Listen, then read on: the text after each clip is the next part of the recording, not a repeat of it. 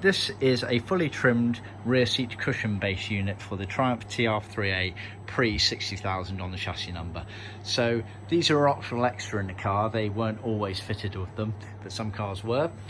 We have fully trimmed this up, so we've manufactured a full leather cover, so everything is in leather, no vinyl whatsoever, leathercloth piping. We've then used one of our plywood bases and our foam kit and fully trimmed it up for a customer over in the US. So you can see here, trimmed all the way around. It has the holes here with T-nuts on the other side so that you can screw it into the base here. Very nicely done. The key on this is the piping on this leading edge here. You want to make sure that stays straight and consistent. Not an easy job, but we know what we're doing, so let us do the hard work for you. It's worth noting as well that the cinnamon leather that's been used here is a rather unique colour because it's an antique colour. So quite a few antique colours out there, about a handful or so of them.